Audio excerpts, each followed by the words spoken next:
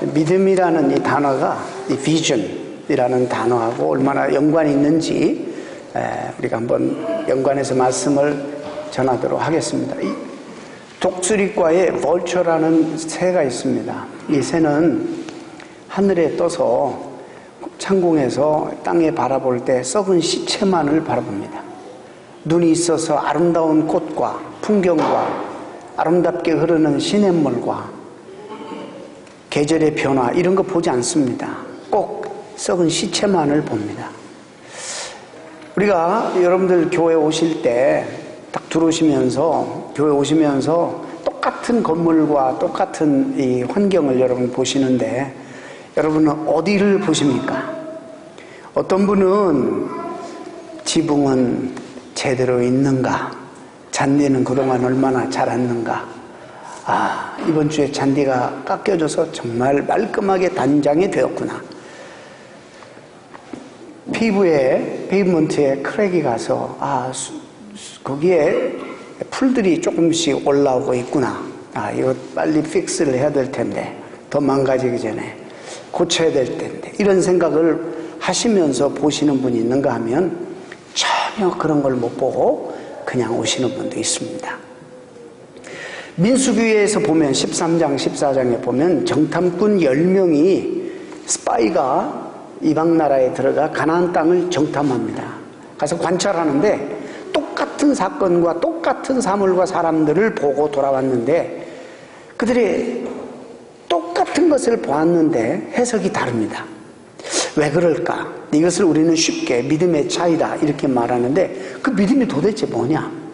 이 믿음은 우리가 무엇을 보느냐에 따라서 상당히 달라집니다. 그래서 우리 성경은 믿음이 있다, 없다 이렇게 표현한 부분이 있습니다. 이것은 예수 그리스도를 나의 구주의 개인의 구주와 주님으로 영접한 사람은 구원을 받습니다. 그래서 구원받는 믿음이 있다, 없다 이렇게 평가할 수 있습니다. 그런데 또 다른 곳에서는 믿음이 크다, 작다 이렇게 또 많이 표현돼요. 구원받고 난 다음에 백성들이 풍성한 삶을, 능력 있는 삶을 하나님이 우리에 맡겨주신 시대적인 사명을 살기 위해서는 믿음이 커야 돼요. 믿음이 장성해야 되고 큰 믿음이 있어야지 우리 삶도 능력이 있게 되고 풍성한 삶을 살게 되고 또 하나님 우리에게 맡겨주신 사명도 이루면서 살게 되는 거예요. 그러나 믿음이 없으면 그냥 구원은 받았어도 눈에 보이는 것들만을 보고 살아가고 부정적인 시각을 가지고 변하지 않아요. 그래서 그냥 사람은 어차피 다 부족하잖아요. 그렇죠? 다 죄인들이 모이는 곳이니까 다 부족한데 그런 것들만 흠만 잡고 이렇게 살아가는 거예요. 그래서 우리 가정은 누구 때문에 안 되고 우리 공동체는 누구 때문에 안 되고 우리 목장은 누구 때문에 안 되고 우리 교회도 누구 때문에 안 되고 자꾸 이런 얘기만 하게 되고 말을 만들어내고 공동체 주변을 어지럽게 하는 경우들이 있습니다. 그래서 믿음이 너무나도 중요한 것입니다. 여러분 잠언 3장 23장 7절에 이런 말씀이 있습니다. 대저 그 마음의 생각이 어떠하면 그 위인도 그러하다. 즉 우리 생각이 우리의 삶을 행동을 이끌어낸다 이런 말입니다. 자기가 불행하다 그렇게 믿는 사람은 사실 불행하게 된다는 말이고 행복하다고 늘 생각하고 믿는 사람은 그 삶도 행복을 향해서 그렇게 열려진다라는 그런 말입니다. 제가 지금 적극적인 사고, 포지티브 띵킹을 말하는 게 아니에요. 심리학을 말하는 게 아니에요. 하나님의 말씀을 지금 이야기하고 있는 것입니다. 근데는 문제가 있는데 문제는 사람은 자기의 생각을 바로 지배할 능력이 우리 스스로에게 없다는 것입니다. 그냥 생각을 확 사로잡고 지배하고 무엇보다도 너희 마음을 다스려라. 너희 생명이 여기서 난다. 이렇게까지 말씀했는데 우리의 마음을 다스리는 것이 우리가 경험한 바로 하면 내 마음대로 잘 안 되는 경우들이 참 많습니다. 자, 지성이 먼저 앞서야 됩니다. 생각, 이성과 지성이 먼저 앞서고 감정이 그 다음을 따라가고 그 다음에 의지가 따라가야 되는데 대부분의 경우 특히 한국 성도들 감정이 우리의 생각을 앞서가 버리는 거예요. 그래서 감정이 상하면 이성도 작동 안 해. 그냥 말을 뱉고 행동해버리고 이래버리는 거예요. 그리고 난 다음에 돌아서서 후회하는 거예요. 아, 내가 그러지 말을 걸. 내가 감정이 상해서 그랬구나. 이렇게 후회를 하게 된다는 것입니다.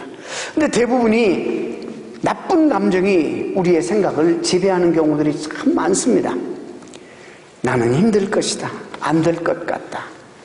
아, 상황을 보니까 별로 신통치가 않다. 이런 감정이 앞서버리면 모든 생각이 거기에 집중되고 행동도 안 되는 쪽으로 하게 된다는 이런 말씀입니다. 이게 정말로 중요합니다. 오늘 여러분 잘 들으실 수 있기를 바랍니다. 예를 들어서 회사원이 회사에 어떤 소식이 들리냐면 한 대여섯 명 이번에 감원한다. 한 200명 되는 회사원이 5명이 감원되는데 혹시 자기가 거기에 속할까 봐서 대부분이 그런 소문이 나면 그것을 자기 자신과 연관시켜서 힘이 빠지고 부정적인 생각에 사로잡힌다고 합니다. 한두 가지 정황을 아무 근거 없이 그냥 나쁘게 해석해 버리는 것입니다. 그러면 그런 감정이 지성, 즉 우리의 모든 생각을 지배하게 되고 그래서 우리의 삶이 참으로 힘들어진다는 것입니다. 이런 약점들을 우리 모두가 다 가지고 있습니다. 우리 지역 경기를 우리가 걱정했죠. 한동안 자기의 사업을 그래서 지나치게 걱정합니다.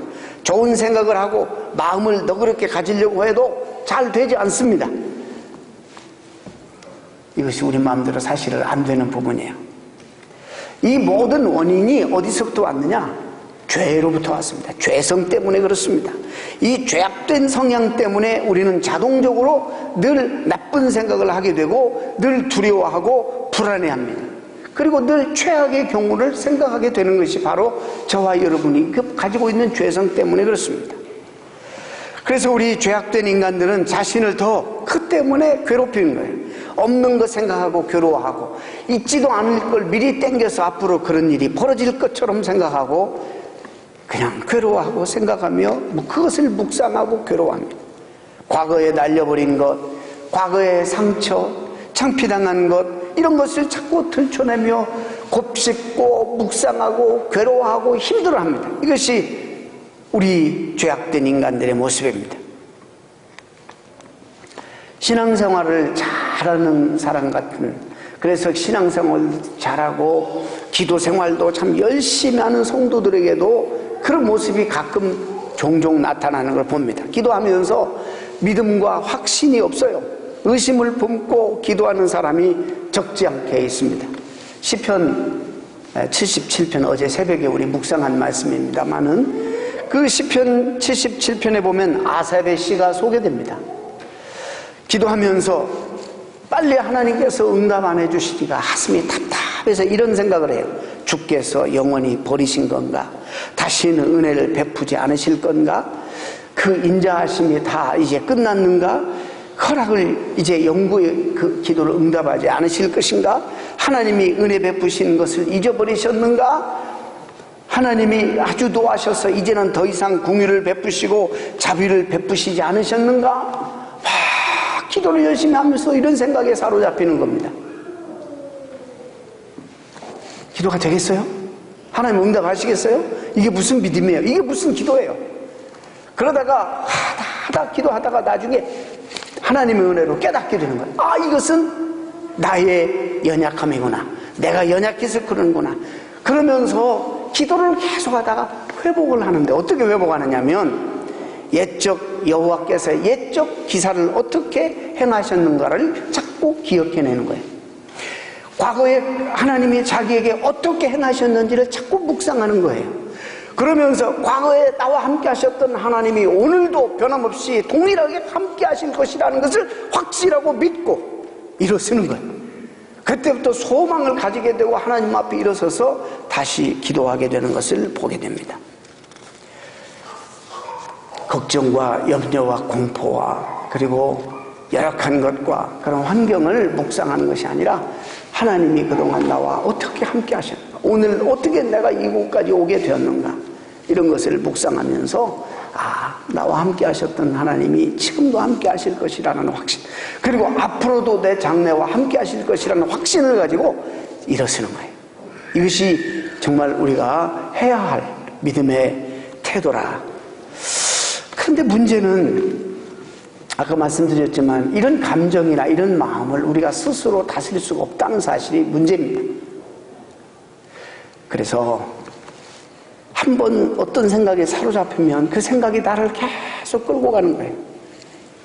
여러분, 건강하고 긍정적이고 좋은 생각을 하려고 노력해도 그 노력은 금세 사라져버리고 그냥 자동적으로 불안하고 나쁜 생각으로 되돌아갑니다. 두려워하고 그래서 걱정하게 됩니다. 그래서 주님께서 이 땅에 오신 겁니다. 그래서 주님께서 또 성령님을 이 땅에 보내신 것입니다. 우리를 도우라고. 또 우리 안에 그래서 들어오셔서 우리를 돕고 계시는. 그래서 우리가 성령님을 의지하고 하나님을 의지할 때 이런 두려움에서 우리는 벗어날 수 있는 것입니다. 너희는 마음에 근심하지 말라. 하나님을 믿으니 또 나를 믿으라. 하나님을 믿으니 또 나를 믿으라. 이렇게 말씀하십니다. 무슨 말씀입니까? 하나님을 믿는 믿음이 우리의 생각을 바꿀 수 있는 능력이라는 것이에요. 너무나도 중요한 것입니다. 오늘 히브리서 11장 말씀으로 믿음에 또 제가 믿음, 비전이라고 썼어요. 이것이 얼마나 깊은 연관이 있는지를 여러분들에게 말씀드리기 위해서입니다. 믿음은 바라는 것들의 실상이라 그렇게 정의했습니다. 우리에게 믿음이 있으면 보지 못하는 것들이 눈에 보이는 증거로 나타난다, 이런 말입니다. 예를 들어서 구약의 성도들이 이제 하나님께서 그들을 구원하시기 위해서 약속해 주셨는데 약속의 중심이 메시아 구원자를 이 땅에 보내셔서 백성들을 구원하실 것이라는 그런 약속을 주셨습니다. 근데 이 백성들은 보이지는 않지만 그 약속을 붙잡고 믿고 그걸 내다보고 소망하고 바라보았습니다. 하나님의 때에 그 약속의 주체인 예수 그리스도가 메시아로 이 땅에 오셨습니다. 성취가 되었습니다. 이게 믿음이에요. 그래서 그들은 보지 못하는 그 메시아를 소망하고 대망하고 기다림으로 그 메시아를 만나게 되었습니다. 그래서 이와 같이 믿음은 우리가 바라는 것을 실상으로 또 보지 못하는 것을 보이는 증거로 만들어주는 것이 믿음이라, 이렇게 정의하고 있습니다. 여러분, 믿음의 생각은 우리의 삶에 능력과 힘과 에너지를 공급합니다. 여러분, 요셉이 보세요. 노예로 팔려갔습니다. 얼마나 비참하고, 그건 곧 그 삶은 죽음과 마찬가지였어요. 노예로, 상품으로 팔려갔죠. 부모로부터, 자식으로부터. 그것도 배반당했죠. 불행한 상황 속에서도 그는 어릴 적에 하나님이 그에게 주신 그 비전, 그 꿈, 약속, 이것들을 붙들고 견뎠습니다. 하나님께서 보여주신 약속의 꿈을 그는 신뢰했습니다. 그 믿음의 생각이 그 혹독한 노예의 생활을 극복할 수 있도록 만들었습니다. 뿐만 아닙니다. 노예 생활은 그의 꿈을 이루는 통로가 되었어요. 그가 11년 동안 종살이 했습니다. 그 종살이 하면서 뭐 했냐면 보디발 장군의 집에서 가정총무하면서 살림을 도맡아서 했습니다. 적지 않은 큰 살림을 도맡아서 하면서 무슨 훈련을 받았냐, 장차 애굽의, 전 세계를 대표하는 애굽의 총리 대신이 되어서 나라의 모든 살림을 총 책임지고 맡아서 하는 훈련을 거기서 벌써 했습니다. 그 사람이 어떻게 정치에 대해서 배웠겠어요? 정치에 입문하지도 않은 사람인데. 그런데 2년 동안 감옥살이를 하게 하셨습니다, 하나님이. 근데 감옥에서 누구를 만났냐면 유명한 정치가 둘을 감옥에서 만납니다. 그곳에서 정치 감각을 그는 일으킵니다. 정치인들하고 함께 감옥살이 하면서 죽도록 고생했지만은 나중에 애굽의 총리 대신이 되어서 정치적인 감각도 이미 배웠죠. 가정살림, 나라 살림을 하는 이 경제 전략과 원리도 미리 또 배웠지 않습니까? 죽기보다 힘든 세월이었지만 나중에 애굽의 총리 대신이라는 자리에 앉고 보니 지난날에 그렇게 인도하셨던 하나님의 뜻을 알게 되었다는 것입니다. 따라서 믿음이 있는 사람들에게 일어나는 모든 일들은 결코 우연히 일어나는 일은 없습니다. 어쩌다가 된 일 같지만은 그러지 않습니다. 절대로 그러지 않습니다.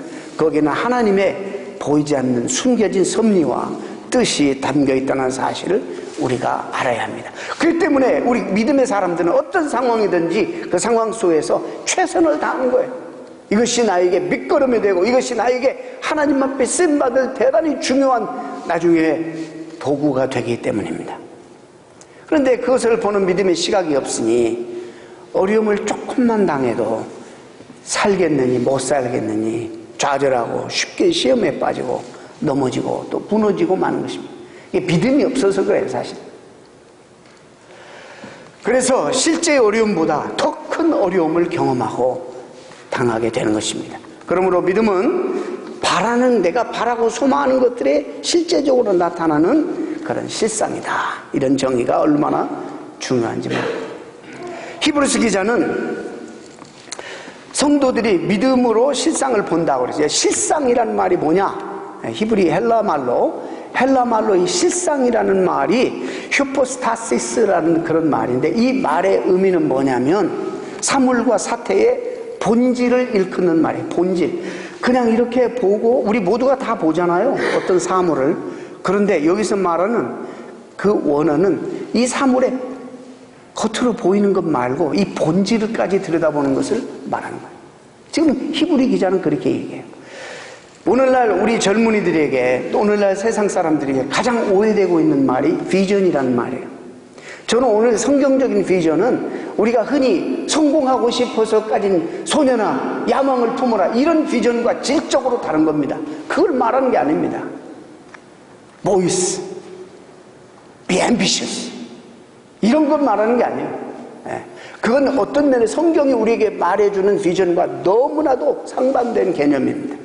성경이 말하는 비전은, God-given vision은 하나님이 이 시대의 시대적 소명, 우리를 통해서 이루고자 원하시는 하나님 그분의 꿈, 우리의 꿈이 아니고 하나님 그분의 계획, 이것을 비전이라고 말하는 거예요. 여러분, 이거 오해하시면 안 돼요. 아유, 젊은 사람들 요즘 비전이 없어, 네? 이런 말 속에 여러분들 오해가 많이 들어있어요. 하나님이 주신 비전이 없다, 이렇게 말하면 몰라도 여러분 그렇습니다. 여러분, 이게 조금 철학적인 이야기를 해서 미안합니다. 플라톤이 그 이원론 사상의 대가죠. 플라톤이 그 본질의 세계를 이데아의 세계라고 그래요. 본질의 세계를 이데아. 오케이? 네. 근데 이 바로 오늘 여기 히브리 기자가 말하는 이 단어하고 플라톤이 말하는 본질의 세계의 단어, 본질적으로 같은 개념이에요. 비슷한 개념이에요. 참 놀랍죠? 여기서 이 이데아라는 말도 히란 말, 헬라어의 본다라는 말에서 온 거예요. 파생된 거예요. 그래서 이 본다라는 말과 믿음이라는 말은 대단히 연관이 있습니다. 감각적인 우리의 어떤 오감으로, 감각으로 보는 것이 아니라 마음의 눈, 정신으로만 파악할 수 있는 영혼의 눈을 열어서 보는 것을 말하는 것인데, 그래서 성경의 비전은 믿음의 눈이 열려야지만이 볼 수 있는 것이라고 말씀합니다. 사도 바울이 그래서 에베소 교회에 뭐라고 기도하는지 아세요? 응? 사도 바울이 이것이 우리에게도 너희도 이렇게 기도하라고 주신 말씀인데, 이렇게 기도하라고 말씀합니다. 마음의 눈을 밝히사. 이거를 밝히래요. 마음의 눈을 위해서 기도하라는. 그래서 부르심의 소망과 영광의 풍성함과 그의 능력이 무엇인지를 알 수 있게 해주시기를 기도해라. 그걸 또 축원하고 있습니다. 여러분, 존 뉴턴, 노예 상인이었어요. 악랄한 노예를 붙잡아다가 매매하는 노예 상인 중에 하나였습니다.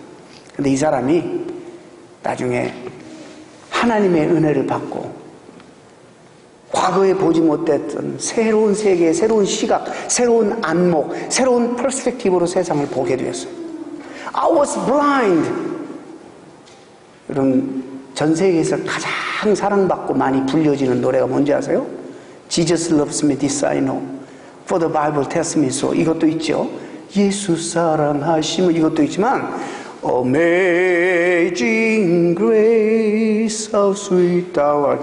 이 Amazing Grace가 정말 사랑받는데, 그 가사 중에서 I was blind, 나는 과거에는 못 봤다. Now I see. 그러나 지금은 볼 수 있다.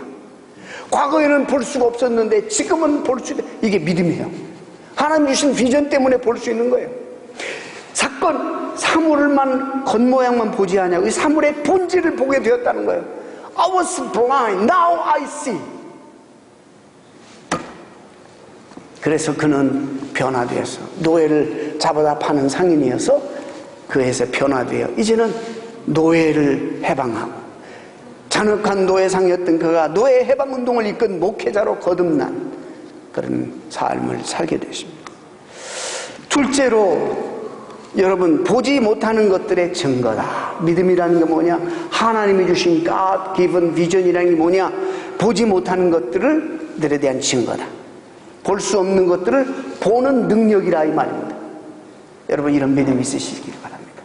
남이 보지 못하는 걸 보는 능력이 여러분들이 있어야 돼요. 이건 여러분들이 개발해야 돼요. 내가 어디에 관심이 있느냐에 따라서 보는 눈이 달라집니다. 아까 말씀드렸지만 시체만을 보고 부정적인만 보면은요 딱 그 눈에는 그런 것만 보여요. 아름다운 거 안 보입니다. 그래서 여러분들이 이게 정말 훈련해야 돼요.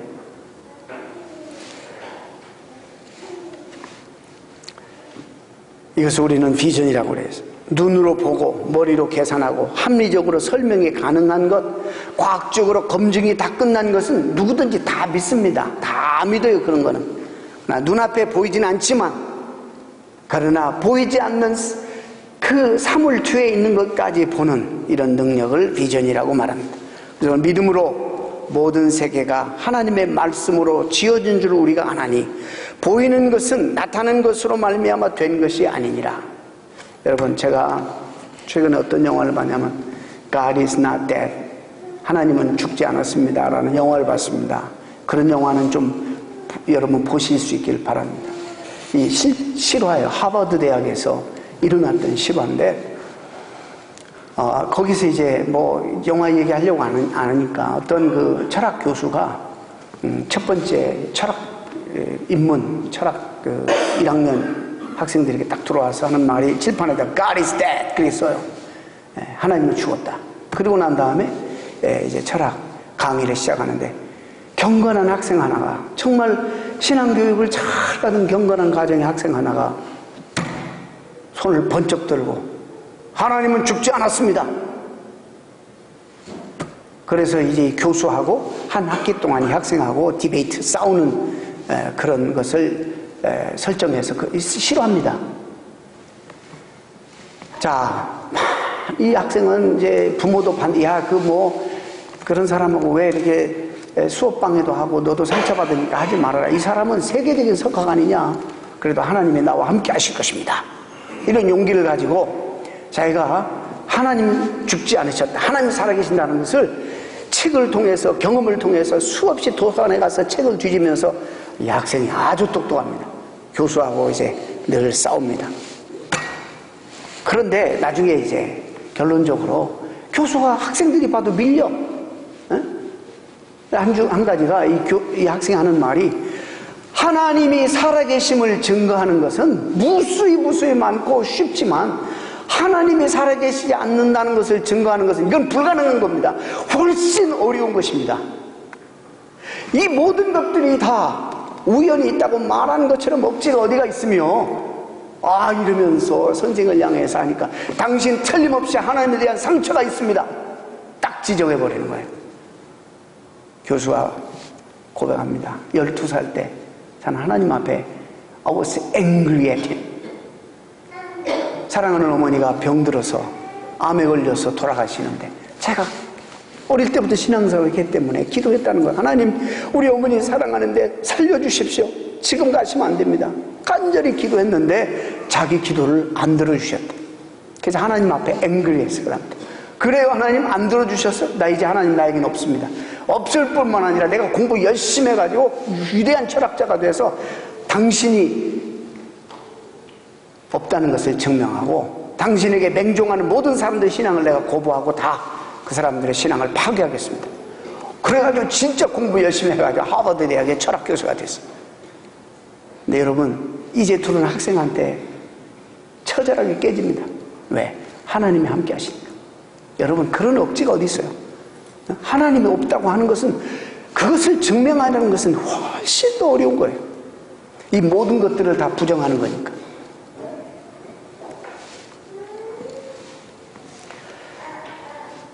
히브리 기자는 믿음을 설명하기 위해서 하나님의 천지창조, 창조를 예를 듭니다. 하나님은 우리의 눈으로 볼 수가 없습니다. 하나님은 영이시기 때문에 볼 수가 없습니다. 그러나 하나님께서 지으신 이 피조물과 창조물들은 우리가 눈으로 볼 수 있습니다. 보이지 않는 하나님과 보여지는 이 피조물을 연결하는 것이 뭐냐? 이게 믿음인 거예요. 이게 믿음. 그래서 믿음은 영적 시력과 연관이 있고 영적 안목과 깊은 연관이 있는 것입니다. 서양 사람들보다도 한국 사람이 시력이 좋다고 그러죠. 우리 1.5, 근데 서양 사람들은 2.0, 미국은 최고로 치는 2.0보다도 좋다고 합니다. 여러분, 지금 얼마나 과학이 발달했냐면요, 과거에는 꿈도 못 꿀 일들이 지금 일어나고 있습니다. 몇 가지만 들면, 우주의 창이라고 불리는 허블 만원경, 이 허블이라는 사람을 따서 만든 만원경 같아요. 여러분, 200억 광년의 먼 별을 바로 코앞으로 당겨서 볼 수 있는 만원경이래요.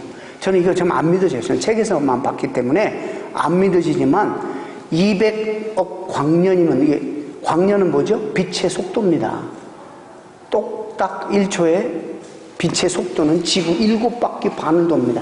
그렇게 빨리 가는 빛의 속도로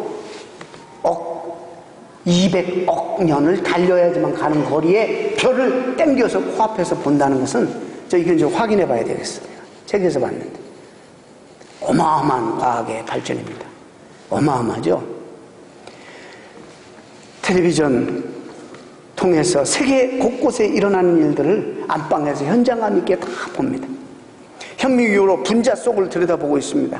엑스레이로 뼛속을 투시합니다. 내시경과 초음파로 장기 내부와 태아의 성별까지 다 알아볼 수가 있습니다. 정말 놀라운 일입니다.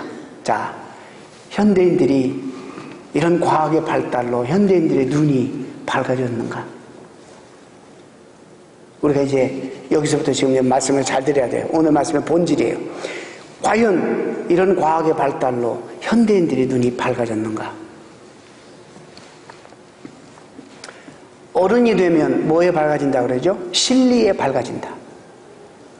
어른이 되면 진리에 밝아진다는 말이 있어요. 그 말의 뜻은, 어른이 되면 어린아이 때 가졌던 순수하고 아름다운 시각을 잃어버린다는 거예요. 진리에만 밝아지지 어린아이 때 가졌던 순수하고 투명하고 아름다운 그런 깨끗한 시각을 잃어버린다는 거예요. 우리가 생각해 볼 문제.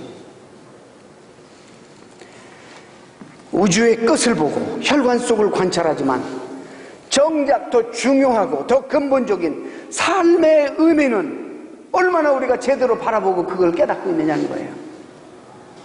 왜 이렇게 과학 문명이 발달해서 이렇게 밝혀놨는데 왜 살기는 더 힘들어지고 왜 이렇게 대형 사고는 많이 나고 왜 이렇게 사람들은 못 살겠다고 죽느냐 말이에요.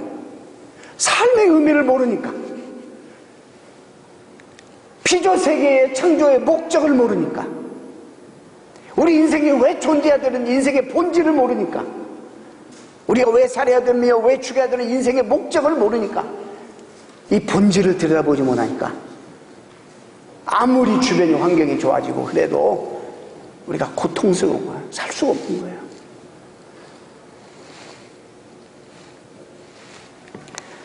선악과 이야기가 창세기에 제일 먼저 나옵니다.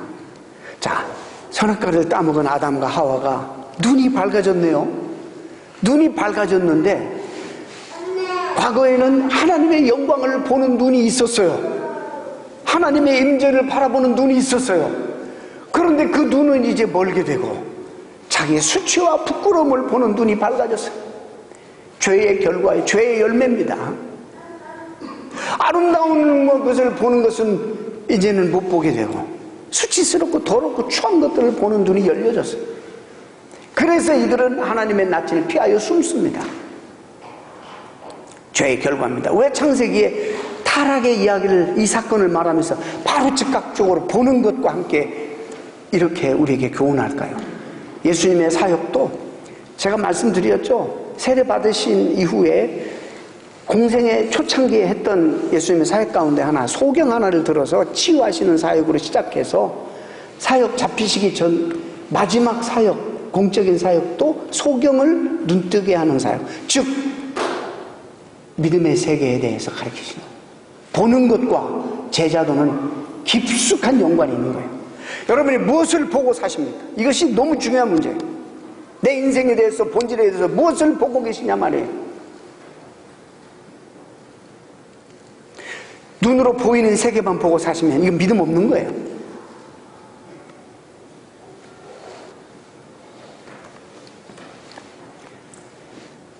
참 역설적인 일이 아닐 수 없습니다. 부끄러움과 수치를 보는 눈은 열렸을지를 몰라도 정작 마땅히 보아야 할 하나님의 영광과 창조의 본질과 목적, 인간됨의 가장 소중한 가치와 목적을 볼 수 없게 됐다는 것. 이것이 죄의 결과고 죄가 가져다주는 슬픔이에요. 그런데 성경에는 이런 하나님이 주시는 비전으로 세상을 힘차게 살았던 이들의 스토리들이 많이 소개됩니다.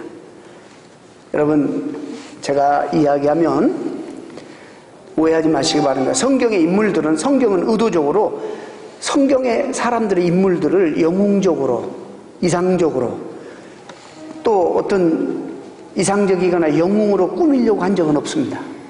저는 성경 그렇게 봅니다.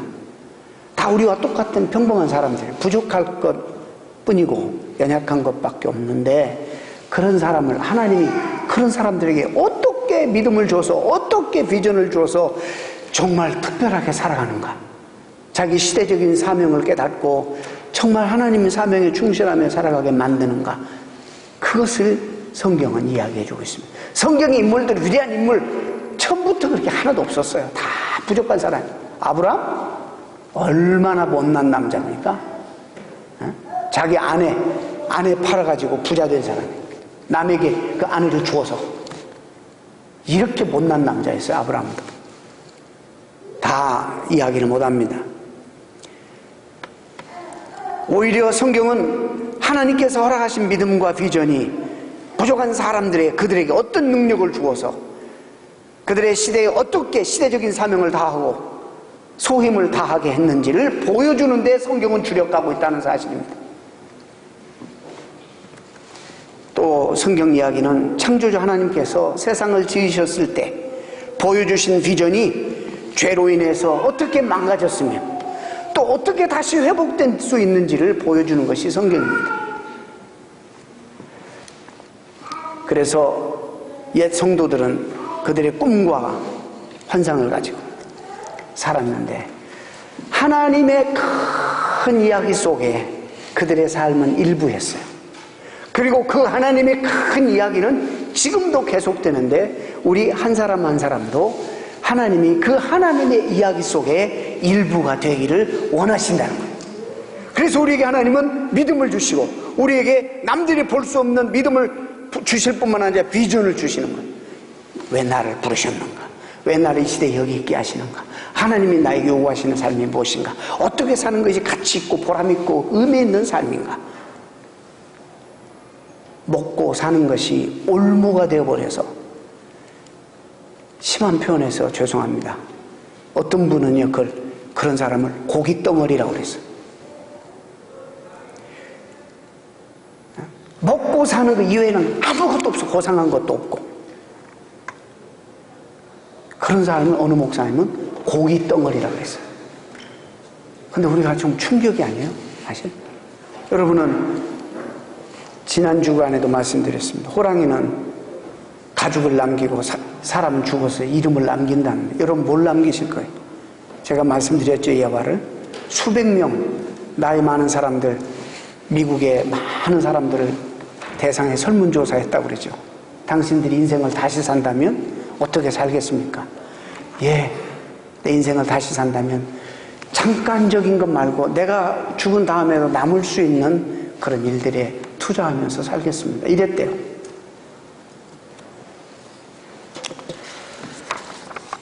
상황은 우리 비전에 의해서 얼마든지 극복이 됩니다. 이 비전은 믿음에서 나오는 것입니다. 믿음은 우리의 능력이나 힘이 아니라 내가 가진 어떤 야망이나 꿈이나 이런 것이 아니라 하나님께서 주시는 능력입니다. 우리가 잃어버리는 거 안타깝죠. 아쉽죠. 물질을 잃어버리면 아쉽습니다. 건강까지 잊어버리면 너무 안타깝죠. 아쉽고. 그러나 그 중에서도 제일 우리 인생에 불행한 것은 믿음의 비전을 잊어버린다면 우리 인생에게는 가장 큰 손실입니다. 하나님 말씀을 붙들고 다시 그 말씀을 기초로 해서 그 위에 우리의 삶을 세우고 하나님이 주시는 말씀의 비전을 따라 살아가는 삶을 우리가 회복해야 됩니다. 신앙의 선배들처럼. 이 말씀만 드리고 말씀을 마치려고 합니다. 하나님이 어느 날 모세를 불렀습니다. 모세를 불러서 애굽 땅에서 종살이하는 이 노예들을 구원해내라. 그래서 모세에게 가나안 땅의 약속에 대한 비전을 주었어요. 그래서 참 모세가 사역하다가 바로왕 앞에 담대히 서요. 그리고 모세의 그 40년의 인생은 가나안 땅의 비전으로 가득 찼어요. 그 꿈이 있어서 하나님 주셨기 때문에 하나님이 틀림없이 그 꿈을 이루실 것이라는 그런 비전을 가지고 살았습니다. 이스라엘 백성들을 애굽 땅에서 데리고 나왔습니다. 근데 광야가 가도 광야야. 하루 이틀도 아니고 1, 2년도 아니고. 그러니까 불평하기 시작합니다. 왜? 이들은 비전이 없어요. 광야만 봐요. 장애물만 봐요. 어려움만 봐요. 이러니까 죽겠느니 살겠느니 방황하고 너무너무 힘든 거예요. 40년 세월이 뭔지 아세요? 모세가 보고 있는 이 비전을 이들과 나누는 거예요. 어떻게든지 이 백성들이 그것을 보았으면 좋을 것 같아서 그것을 나누는 거예요. 비로소 그들이 가나안 땅에 대한 약속의 비전을 보았을 때 하나님은 그들로 하여금 가나안 땅에 들어가도록 은혜를 주십니다. 사랑하는 성도 여러분, 이렇게 중요합니다. 이렇게 중요합니다. 우리가 무엇을 보고 살아가느냐 너무너무 중요합니다. 하나님의 역사를 제한하지 말아야 합니다. 우리의 짧은 소견으로 결론 짓지 말고 나를 사랑하셔서 내 안에서 역사하실 뿐만 아니라 내 주변에서 역사하시는 하나님을 우리 모두가, 여러분 모두가 신뢰하시길 바랍니다. 주님 이렇게 말씀하세요. 내가 너를 도울 것이다. 내가 결단코 이룰 것이다. 내가 반드시 회복해 주리라. 이 시간 성령께서 우리 각자에게 역사하셔서 우리의 생각에 믿음의 생각으로, 우리의 생각이 믿음의 생각으로 바뀌어지기를 진심으로 축원합니다. 축원합니다. 지난 시간에 우리 아멘 하자고 했는데 기회를 주었는데도 잘 안 하시네요. 여러분 이게 너무 중요합니다. 그리고 무엇보다도 우리의 믿음을 더 키워달라고, 그래서 더 넓은 세계, 더 깊은 본질의 세계를 볼 수 있도록 기도해야 됩니다. 하나님이 우리에게 손대시고 역사하시면 안 되는 일이 없고 길이 다 열리게 되어 있습니다. 여러분 한국의 뉴스 들어보니까 메마른 땅, 갈증 때문에, 가뭄 때문에 얼마나 비를 기다립니까? 여러분 비가 오니까 해갈이 되잖아요. 우리 아무리 메마른 심령이라도 성령의 은혜의 단비가 우리에게 내려지면, 쏟아지면 우리는 만족함을 누릴 수 있고 그 은혜로 말미암아 능력 있는 삶을 살 수가 있는 것입니다. 이 은혜를 우리가 사모해야 될 줄로 믿습니다. 이사야 41장 13절에 이렇게 말씀합니다. 이는 나 여호와 너의 하나님이 너의 오른손을 붙들고 내게 이르기를, 우리 오른손을 딱 붙들고 쳐다보면서 이르기를 이렇게 말씀하세요. 두려워 말라. 내가 너를 도우리라. 상상 한번 해보시기 바랍니다. 하나님이 우리의 오른손을 꽉 붙잡고 얼굴을 대고 내가 너를 도울 것이니까 두려워 말라.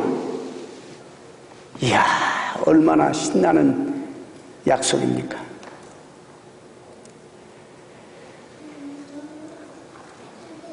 내가 경험한 것, 내가 알고 있는 것, 이것만 가지고 살아서는 절대로 현실을 벗어날 수 없고 이길 수 없습니다.